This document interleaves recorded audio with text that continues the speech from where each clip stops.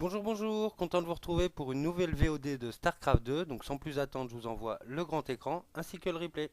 A tout de suite. Donc bah là, je vais vous présenter en fait la première partie d'un BO3 entre la team Clone et la team War2 qui va opposer donc le Terran Kane contre le Zerg Mitra. Nos deux adversaires et concurrents sont Masters tous les deux et pourront nous présenter, si je ne m'abuse, du très très beau jeu. Donc pour résumer un peu ce qui se passe en Pandaria pour les deux teams, pour le moment on peut dire que la team Clone ne va pas très très bien, elle est dernière de son classement, tandis que la team War2 est, si je ne m'abuse, première ou seconde. Sachant qu'en plus la team War2 est une team, d'après ce que j'ai compris, relativement solide, sachant qu'elle a une line-up A et une line-up B, et la line-up A est en quatrième division, tandis que la line-up B qu'on rencontre aujourd'hui est en cinquième division. Donc je pense qu'il doit vraiment avoir un niveau de jeu très très solide, et je pense que ça va être très difficile pour Kane de rencontrer ce fameux Mitra. Donc là, pour le moment, les deux adversaires, on va dire, partent classiquement. Le Zerg n'a toujours pas lancé sa poule. Sûrement va-t-il la lancer à 15 et on va dire assurer une économie solide. De ce côté, Kane en haut de la map sur Shakuras Plateau et en cross position vis-à-vis de son concurrent a lancé un orbital opening classique. Sauf que là, on peut voir un premier trick en fait que nous propose Kane. Siri cache sa première baraque que on va dire le Zerg pourrait scouter en haut de sa pente quoi. Donc là, tandis que son côté, le Zerg Mitra vient d'envoyer donc sa B2. Là, il est en train de scouter tout en passant par la Xel'Naga, donc ce qui est toujours une bonne chose pour avoir de la vision. Il est en train de placer son Overlord pour, on va dire, un peu avoir des visions de scouting au niveau de la B4 possible en fait de Kane. Donc là, est-ce que Kane va pouvoir bloquer son adversaire exactement? Là, en fait, il a posé au bon moment son dépôt et en fait, l'adversaire ne peut pas scouter. Et en plus, là, il y a un marine qui sort. Donc tout de suite, la probe est en danger. Elle n'a pas scouté la seconde baraque. Donc Kane va pouvoir avoir un petit timing agressif au niveau donc, de la B2 de son adversaire. Donc on va suivre toujours la probe qui va se mettre au niveau de la Xel'Naga, va apercevoir en fait le marine qui passe. De son côté, Kane avait envoyé deux VCS dont son premier de non même pas, le premier de scout était dans la base du Zerg à scouter et là tout de suite en fait un bunker, deux bunkers et un troisième bunker épopée, c'est peut-être un peu fort pour trois bunkers pour une agression contre un Zerg en début de partie. Ça fait beaucoup de minerais dépensés dans un premier temps. En termes de production d'armée, je pense que c'est pas aussi légitime que ça. En plus, le Zerg a très très bien réagi en posant directement deux spinecrawlers. D'un point de vue économique, le Zerg est relativement bien. On va voir combien de drones il a. Il a déjà 17 drones, tandis que Ken en a 15, mais il a déjà 6 marines de popée. Donc là, on va voir ce qui se passe au niveau de la B2. Tout de suite, en fait, comment Ken, qui avait ramené déjà 4 marines, agresse la couveuse de son adversaire. Mitra qui envoie forcément des Zerglings pour contrer tout ça. Quoi qu'il est stack, on va dire, au niveau de son aiguillon rampant, attendant que le deuxième pop. Et là, tout de suite, sort ses Zerglings. Pour l'instant, Mitra qui joue relativement bien, qui ne perd pas du tout de drone, qui perd quasiment pas de Zergling, qui joue des transfusions en fait pour que la couveuse en fait ne subisse pas trop de damage. Il a envoyé une deuxième queen qui va permettre encore de healer, je pense, la première et healer la couveuse. Les aiguillons rampants font tout de suite leur travail en fait pour casser les bunkers, bien qu'il y ait deux VCS qui sont en train de réparer le premier. Euh, Là, il y a un premier bunker qui va tomber et donc tout de suite Kane a switché, on va dire, ses premiers marines dans le deuxième. Là, un autre bunker vient de tomber. Je pense que là, la tactique de Kane vient de tomber à l'eau. Donc on va voir tout de suite ce que fait Kane en réaction. Non, il continue, il persiste. Là, il s'entête un peu. Ce qui est un peu le souci des fois de Kane, c'est qu'il part dans un BO et veut pas déroger en fait à ce qu'il a lancé. Là, de son côté, en plus, Mitra a repéré tout de suite la baraque. Donc on peut dire que en termes d'information, il est très très bien. Ken qui s'obstine toujours alors qu'il n'a pas la possibilité de faire des dégâts avec son bunker. Je pense qu'il devrait le cancel très très rapidement et ramener, on va dire, ses marines et puis recycler son bunker. Là en plus il y a une bonne petite fournée de Zergling qui vient d'être popée de la part de Mitra, les V16 qui sont tombés, les marines qui vont forcément tomber, donc c'est vraiment une très très mauvaise opération de la part de Ken.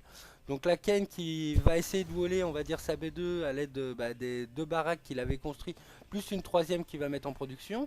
Il y a deux marines qui sont, on va dire, en attente en cas d'agression du Zerg. Le Zerg qui de son côté ramène forcément ses Zerglings qu'il avait dans un premier temps stacké au niveau de la Xel'Naga. Donc là on peut dire que Kane va être pas bien du tout là, dans ce premier temps de la partie. Le Zerg qui joue relativement safe et qui prend pas du tout de, on va dire, de risque, qui ne veut pas trop perdre, on va dire, en termes d'armée. Donc non, non, pour l'instant, on va dire un Zerg qui est très très bien dans la partie, bon, qui est tout de suite supply dépôt là pour le moment, mais je pense que des Overlords vont très vite être popés. Euh, de son côté, est-ce qu'il va taquer? Est-ce que notre ami non. Au gaz, il n'a qu'un seul. Non, il a deux drones sur le gaz. Donc pour l'instant, on va dire que c'est pas. Oui, c'est pas très significatif en termes de technologie qu'il pourrait prendre.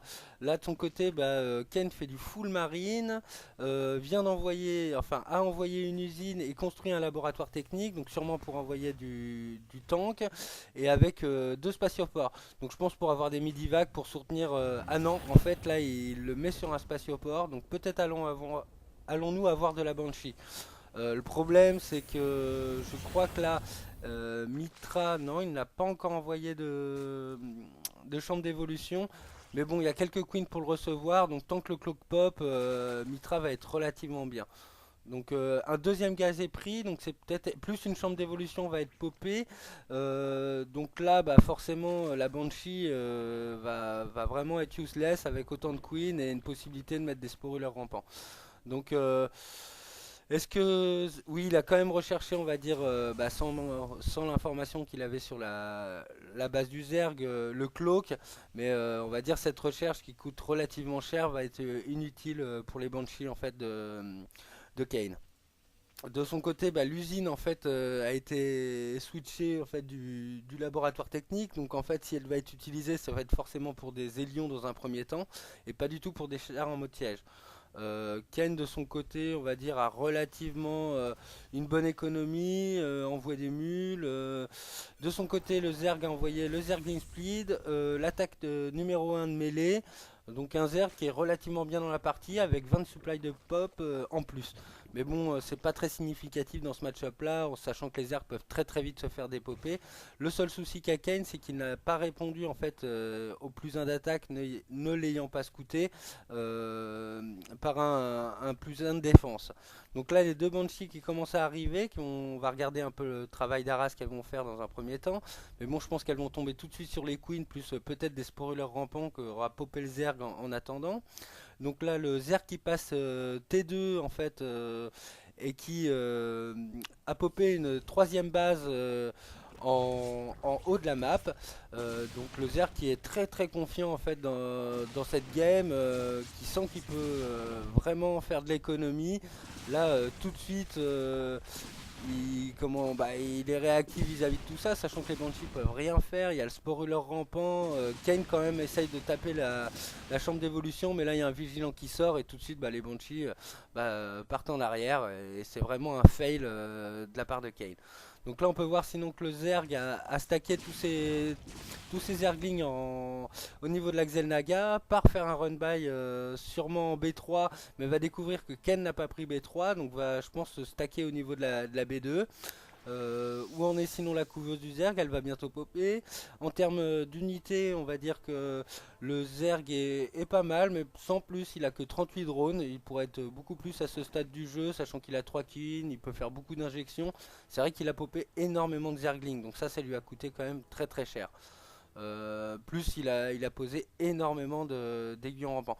Par contre, cette masse de Zergling en fait était sûrement une annonce vis-à-vis en plus des gaz pris en B1, B2, par son switch Muta qui est en train de se préparer. Donc je pense que le Zerg là qui est très très haut en économie prépare en fait son switch et va envoyer une première grosse tournée de Muta. Donc de son côté, je crois pas que Kane l'ait scouté. Si peut-être, parce que là en fait l'usine a été envoyée avec le LabTech et peut-être va-t-il partir sur du Thor.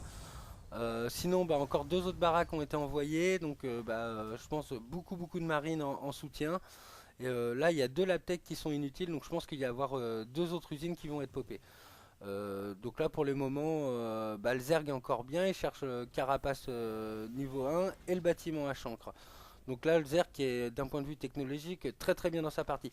Sinon, il y a eu un Arras en fait avec les Banshees de Kane au niveau de la B3 qui a été tué par Kane. Les premiers mutas sont en train de popper. Ils sont en train de se stacker au niveau de la B3 du Zerg et vont aller à la rencontre, j'imagine, des Banshees. Mais bon, le Cloak va forcément apparaître si Kane a un peu de réactivité. Et tout de suite, là, on va dire que l'Arras au niveau des Banshees ne tombe pas bien. Mais de toute façon, ces mutas vont lui permettre, en fait, enfin à Mitra, de prendre un certain map control. Et là, Ken, qui est déjà qui est un peu en retard avec 20 pop, va se retrouver vraiment coincé dans sa base. Ce qui risque d'être un problème, sachant que Ken s'est un peu entêté dans un premier temps sur son BO. Donc là, en fait, tout de suite, Mitra est parti dans la B1, fait tomber une première tourelle, essaye de prendre une première Banshee. La Ken qui ne cloque pas, si ça y est enfin.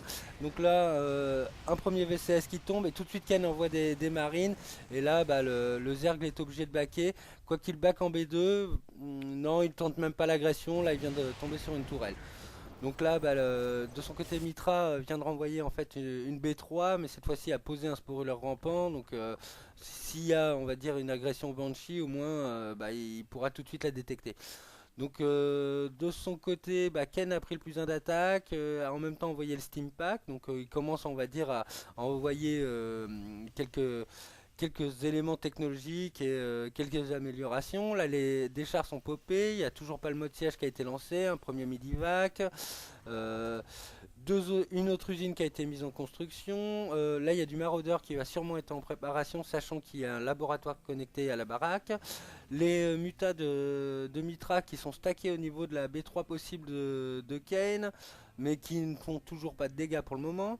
Euh, le travail de tumeur muqueuse de Mitra est relativement bon, donc ça lui donne un excellent map control. Là, le vigilant qui était posté en fait en B3 et qui a scouté les Banshees a fait son travail parce que les mutas sont revenus tout de suite et ont permis de tuer ces Banshees là. La Mitra commence à droner sur sa B3, donc là je pense que d'un point de vue économique il doit être bien. D'ailleurs il envoie le plus 1 d'attaque et le plus 1 de défense, plus la carapace au niveau terrestre. Donc là au niveau on va dire amélioration il est plus ou moins bien. De son côté Kane a envoyé le bouclier et à la fois tout ce qui est amélioration pour les véhicules. Donc peut-être allons-nous voir, j'espère d'ailleurs pour lui du tort, parce qu'en face de Muta c'est quand même une bonne solution. Certes des marines, on va dire stimées avec des Medivacs c'est toujours une bonne chose, mais face à on va dire une grosse partie de Muta, et là un drop qui est intercepté de la part de Mitra. Donc là c'est dommage pour Kane parce que la stratégie drop là va tomber à l'eau. Je pense que en plus avec le map control qu'a Mitra au niveau de la map, ça pourra rien faire. Donc là il y a un travail d'arras toujours en fait de la part des mutins, Midivac qui vient de tomber, mais les marines sont ramenées en renfort. Donc là le Zer qui vraiment embête Kane. Kane qui a quand même tenté de poser, enfin a lancé une B3, mais est-ce qu'il va pouvoir la prendre? Ça risque d'être compliqué quand même pour lui. Un Zergling qui est en scouting pour savoir quand est-ce que Kane va pouvoir sortir de sa base et c'est ce qui est en train de se passer. Donc là je pense on va se diriger vers une première fight, une grosse fight. Là on peut voir aussi que Mitra a envoyé en fait une B4 au niveau en bas de sa B1. Donc vraiment le Zerg est très bien dans la partie. Désormais il a 62 pop d'écart. Donc là un premier tort sinon a été envoyé de la part de Kane. Oui il est en construction donc il va arriver sous peu. Kane qui essaye de se disposer au niveau de, on va dire, de sa B3 et de sa B2. Donc une position qui est relativement intéressante, mais là face on va dire à la flopée, parce que là c'est même plus le terme, c'est une marée de Zergling accompagnée de Bedling et des mutas, ça risque de faire très mal. Ken qui va quand même tenter là, de prendre sa B3, la pose, ce Ce qui serait bien, c'est peut-être de la transformer en station orbitale, mais tout de suite, en fait, le flot de Zergling, malgré en fait les coups des tanks en mode siège, tente de prendre la B3. Donc là, Kane est obligé de lever son command center et se retrouve un peu, encore une fois, coincé. Donc là, il va essayer de le reposer, mais bon, le Zerg a pris l'information, c'est où à peu près l'armée de Kane, commence à popper du badling en force. Donc là, en fait, quand ça va arriver comment on appelle ça, dans les marines, ça risque de faire très très très mal pour notre ami Ken. Donc Ken là qui essaye un peu de prendre, on va dire, des tumeurs muqueuses pour avoir la vision, mais là le Zerg qui attaque. Là les badlings commencent à faire leur effet, les marines commencent à tomber très très vite. En plus il y a eu des infestateurs que je n'ai pas suivis, que bon il n'y a pas eu d'envoi de Foingelgross et ça back un peu du côté du Zerg. Ça se dirige vers la B3. Là, la B3 qui a été transformée en planète forteresse, donc qui ne peut plus s'envoler désormais, risque de tomber sous le coup des Zerglings, plus tous les VCS avec. Euh, Quelques terrains infestés sont popés pour un peu divertir l'armée de Kane. Donc là, en plus, il y a 85 de POC maintenant d'écart, avec énormément d'améliorations de la part du Zerg. Ça risque d'être très très difficile pour le pauvre Terran à ce moment de la partie, hein. En plus, là, il n'y a plus qu'un Thor, il restait quand même pas mal de mutas. Là, certes, il y a un beau split de la part de Ken pour réceptionner Zergling Bagling, mais est-ce que ça va faire, on va dire, le café vis-à-vis de la masse qu'il y a en face de lui, plus des Fungal Grove possibles, sachant que c'est un Fungal Grove bien placé. En plus, là, il y a une caverne d'Ultralis qui vient d'être lancée pour le Zerg, qui risque de popper dans 2 minutes en temps de StarCraft. Les marines qui viennent essayer de prendre de l'information, mais tout de suite ils sont en fait repoussés par quelques Zerglings. Les tanks qui siègent et qui se répartissent. Donc là pour le moment on va dire que Kane essaye d'avancer, essaye de reprendre un peu de map control. Le Zerg qui on va dire place plus ou moins ses unités. Là il y a encore le plus 3 d'attaque qui vient d'être envoyé, le plus 2 des unités volantes et la caverne d'Ultralis qui va bientôt arriver. Donc là on va avoir un Zerg qui va avoir des améliorations mais phénoménales. En plus avec s'il y a des Ultralis qui pop, ça va déchiqueter l'armée en fait du Terran, hein. Là il y a vraiment pas assez du côté de Kane. De ce point de vue là, sachant qu'en plus il ne peut pas miner, là il est coincé sur ses deux bases, il y a un Arras de Muta qui risque d'arriver en plus au niveau de sa B1, pendant qu'en fait il y a avoir l'attaque au niveau frontal de son armée principale. Donc là oui, un Zerg qui a pris en plus une B5 là, qui est vraiment d'un point de vue économique mais monstrueux.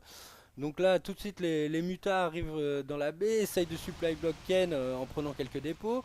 Donc je pense que le Zerg va très très vite passer à l'attaque avec son armée au sol. En plus, Ken qui ne réagit pas, ou si ça y est, enfin on voit quelques marines au niveau des mutas. Donc là, vraiment, le Zerg qui prend mais un avantage énorme dans la partie. Là, Ken qui n'a vraiment plus beaucoup de ressources est obligé en plus de prendre des supply dépôts. Quelques mutas sont tombés sous le coup de quelques marines. Mais le travail de muqueuse, travail de tumeur muqueuse est tellement phénoménal du Zerg que désormais il a toute la map en map control. Donc là je pense que voilà, là il y a les ultras qui ont été popés, là je pense que le Zerg qui est à 200 va, mais oui, il attend peut-être en fait la fin de ses améliorations et qui fera des ultra risques, mais de combat 3-3 là, ça va faire très très mal là, ça. Il y a Ken qui quand même essaye de prendre en fait une B3 et pour ça détruire les tumeurs muqueuses. Et ça y est, la bataille s'engage. Les Zerglings sont envoyés au niveau des tanks. Les Ultralisks mais déchiquetent les tanks. Les Fungalgros ont réduit l'armée de Ken à néant. Et c'est le GG qui a été popé. Waouh, quelle agression, quelle partie de ce Zerg. Non, non, très très belle partie de Mitra. Bon, même en tant que clone, là, ouais, il n'y a rien à dire. Mitra nous a envoyé vraiment vraiment du très très très beau jeu. Donc bah, j'espère que Ken va répondre à cette première et violente première partie de ce BO3. Je n'ai aucun mot, d'ailleurs je suis un peu sous le choc. C'est l'émotion, c'est l'émotion. Donc oui, il va falloir que Ken, on va dire, reprenne confiance là, après une telle game et nous envoie une deuxième partie très très solide. Donc je vous dis à tout de suite pour la deuxième game. A plus tard.